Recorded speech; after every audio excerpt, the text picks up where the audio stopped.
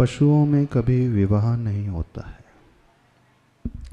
किसी भी जाति का पशु क्यों न हो, वहाँ कोई सामाजिक नियम, मर्यादा, बंधन कुछ नहीं होता है। हर पशु स्वतंत्र होता है और वह उस मैथुन संज्ञा में लगा रहता है। पशुओं के भीतर विवेक नहीं होता है। पशुओं के भीतर कोई ज्ञान भी अधिक नहीं होता है। पशुओं को कोई समझाने वाला नहीं होता है। पशु कभी स्कूल कॉलेज में पढ़ते नहीं हैं, न ही उन्हें पूर्वज मिले हैं जो कोई विशेष संस्कृति को पालने वाले रहे हों। पशुओं को ना विशेष रूप से कोई गुरु का समागम मिलता है, न प्रभु के वे शास्त्रों को पढ़ते हैं। जीवन चरित्र को वो जानते नहीं हैं। उनकी कोई संस्कृति नहीं होती है। लेकिन मानव की संस्कृति होती है। मानव एक सामाजिक प्राणी है। समाज में वो जब मिलकर के, बन कर के, नियमों को पालन करके रहता है, तभी वह सुखी रह सकता है। जब हम भारतीय संस्कृति को उठा करके देखते हैं, अनादिकाल से परंपरा चली आ रही है कि जब तक वे स्त्री और पुरुष एक बंधन को स्वीकारते नहीं हैं, तब तक सही उनका धर्म पुरुषार्थ होता ही नहीं। भारत में जब विवाह किया जाता है तो वहाँ शुभ विवाह लिखा जाता है, और वह विवाह शुभ इसलिए होता है कि वो दंपत्ति ऐसी भावना भाते हैं कि ऐसा जीव उनके माध्यम से संसार में आए जो इस धर्म को आगे बढ़ाए, संस्कृति को आगे बढ़ाए।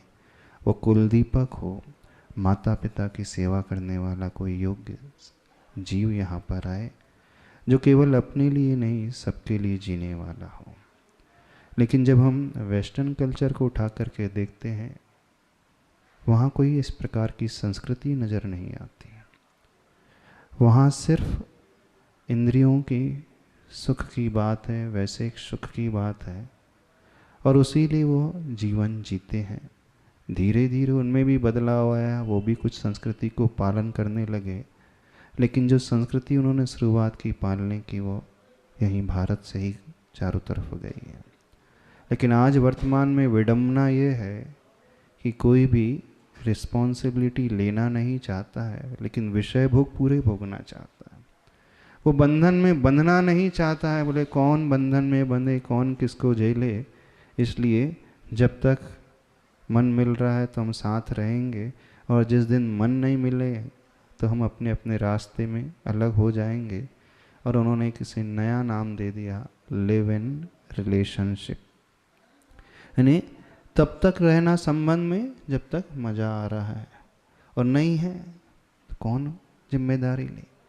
जब लिव इन रिलेशनशिप में रहते हैं तो बच्चे भी पैदा नहीं करते। कि पाश्चात्य संस्कृति में होता था, वे अपने सुख में बच्चों को एक व्यवधान के रूप में स्वीकारते थे। इसीलिए वो कोई शादी के बंधन को स्वीकारते ही नहीं थे और बच्चे भी पैदा नहीं करते थे। उनकी दृष्टि में भाव होता था, यदि बच्चे पैदा हो जाएंगे तो नारी वर्ग की सुंदरता समाप्त हो जाएगी, और जो पुरुष वर्ग है, पिता जो है, वो एक प्रकार से बहुत बड़ी जिम्मेदारी में बन जाएगा। बोले पूरा समय तो बच्चों को पालने में, खिलाने में, पिलाने में निकल जाएगा, हमारी ज़िंदगी ऐसी ही अधूरी रह जाएगी। ऐसे लोग बाद में जा कर के पछताते हैं। जिस कंसेप्ट को आज दुनिया अपना रही है, सोचो यदि आपके ही माता पिता ने यह सोचा होता कि हम भी क्यों विवाह के बंधन में बंधे, हम भी लिव इन रिलेशनशिप में रहे ना, तो आप कहाँ से आते संसार में। आप संसार में आए तो आपके प्रति उन माता पिता का कर्तव्य था, उन्होंने आपके प्रति उपकार किया, तो आप इस संसार को देख पा रहे हो। उन्होंने आपको पढ़ाया, लिखाया, इस योग्य बनाया, एक संस्कृति आपको दी, एक संस्कार आपको दिए, तो उनके उपकार को आप आगे नहीं बढ़ाना चाहते। याद रखो, जो किए हुए उपकार को भूल जाता है, उससे बड़ा खुदगर्ज इंसान संसार में नहीं होता है। ऐसा जीव सबसे निकृष्ट माना जाता है। लिव इन रिलेशनशिप कोई संस्कृति नहीं है। अब देखना, थोड़ा सा कड़वा कह रहे हैं, जो वेश्या होती है वो मजबूरी में उस रास्ते को अपनाती है क्योंकि उसके पास कोई साधन नहीं होता पेट भरने के लिए। इसलिए वो नए नए व्यक्ति को प्रतिदिन चाहती है और अपने जीवन को निकालती है। वहाँ मजबूरी है, लेकिन आज कौन सी मजबूरी है? हाँ? फिर भी वहाँ पर कोई एक मर्यादा का वो पालन करते हैं। लेकिन आज के जो पढ़े लिखे लोग हैं, बहुत ज़्यादा अर्न कर रहे हैं, अच्छे पैकेज वाले हैं, उससे भी गए बीते हो गए, नहीं हो गए। क्या होगा? आप क्या दोगे आने वाली पीढ़ी को? कैसे संभालोगे? तो विचार करें।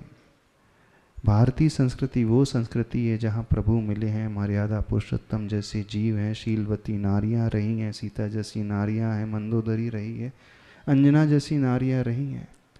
भारतीय संस्कृति भी रही है कि यहाँ ऐसे ऐसे महानायक रहे हैं जिन्होंने अपने धर्म को पालने के लिए, शील की रक्षा के लिए, माता पिता के प्रति उस उपकार के ऋण को चुकाने के लिए सब कुछ सहन किया।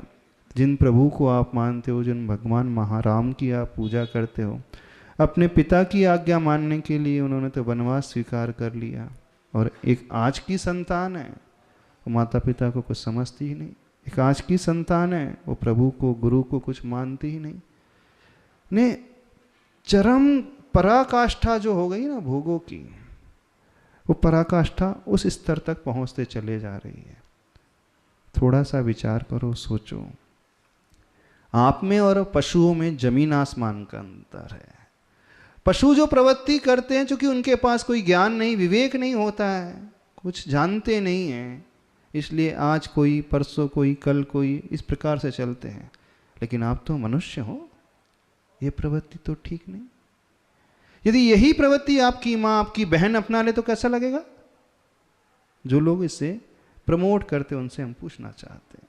घर में आपकी बहन भी है, घर में आपकी माँ भी है, घर में महिला वर्ग भी है, यही प्रकृति अपनाने लगे, यही प्रवृत्ति अपनाने लगे तो आप बिल्कुल बर्दाश्त नहीं कर पाओगे।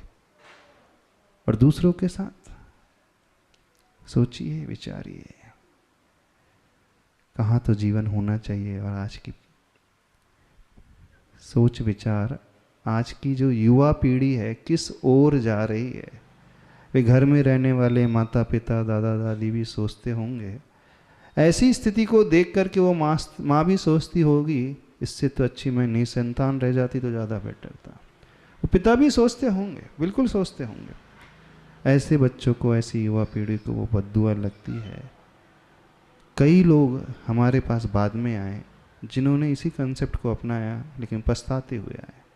कई होते हैं। तो आज नहीं, कल आप लोगों को बात समझ में आएगी। ये सबसे घृणित कार्य है, इससे बचिए। बिना मर्यादा के, बिना बंधन के कभी जीवन सुरक्षित हो नहीं सकता। जैसे गाड़ी में ब्रेक की आवश्यकता है, संयम की आवश्यकता है, वैसे ही जीवन में, जीवन को सही मंजिल तक पहुंचाने चाहते हो तो किसी ना किसी बंधन को स्वीकारना ही होगा। और बिना बंधन स्वीकारे वही स्थिति होती है जैसे कटी पतंग की स्थिति होती है, जो कट करके रास्ते पे, चौराहे पे गिरती है तो उसका अस्तित्व ही नहीं बचता है, छिन छिन भिन्न भिन्न हो जाती है, अलग अलग हो जाते हैं, कि तार तार अलग हो जाता है, उसके चिथड़े उड़ जाते हैं। तो ऐसे लोगों की वही गत होगी। अभी भी समय है, संभलिए, समझिए, विवेक का परिचय दीजिए। वह पशु फिर भी बहुत अच्छा है, लेकिन मानव जो पढ़ा लिखा, विवेकवान, समझदार, जिन्हें सब कुछ अच्छे निमित्त मिले, देवगुरु शास्त्र मिले, माता पिता मिले, कुल मिला, संस्कृति मिली, जो इन्हें पाकर के भी गलत आचरण, वो भी निकृष्ट आचरण करने लगता है, तो मानना